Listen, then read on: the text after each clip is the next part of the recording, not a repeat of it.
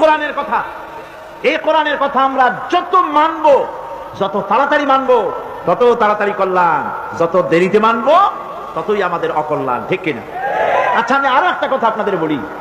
আজও শিক্ষা প্রতিষ্ঠানগুলিতে ওস্তাদ, শিক্ষক, টিচার, কোন শিক্ষাঙ্গনের টিচারেরা, শিক্ষকেরা ছাত্রের কাছে সম্মান বেশি পায় বলেন?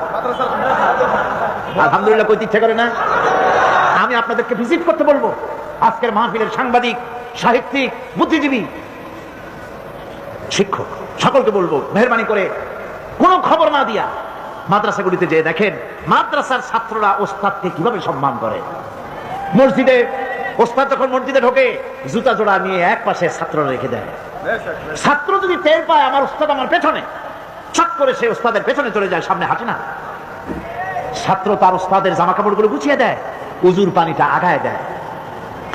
কিন্তু কলেজ বিশ্ববিদ্যালয় উজুর পানি জন্মের মতো খাওয়ায় দেয়, ঠিক কি লাগে? প্রফেসর পিটাইয়া প্রিন্সিপাল বানায় দেয়, প্রিন্সিপাল মাইরের ঠেলায় ভাইস চ্যান্সেলর হবে কবে সে অপেক্ষায় থাকে। কথাগুলি কি আমি বাড়ায় বললাম না ঠিক বললাম? এটা কেন? এটা এই জন্য যেহেতু এটা হচ্ছে কালামে রব্বানি, আমার আল্লাহর কালাম, আমার আল্লাহর কথা। ভাইরা বিশ্বাস করুন, এখানে যে শান্তি পাবেন পৃথিবীতে এই শান্তি কোথাও পাওয়া যাবে। রাসূলুল্লাহ তো তার সমাজে, তিনি তো রাসূল করিম সাল্লাল্লাহু আলাইহি ওয়াসাল্লাম, তিনি তো সমাজে কোনো জাদু করেন নাই। নাউযুবিল্লাহ, রাসূল কি সমাজকে জাদু করে পরিবর্তন করেছিলেন? তিনি পরিবর্তন আনয়ন করেছিলেন কি দিয়ে? কোরআন দিয়ে। সে কোরআন আমাদের কাছে অবিকল ওরকম আছে না নাই? অবশ্যই আছে।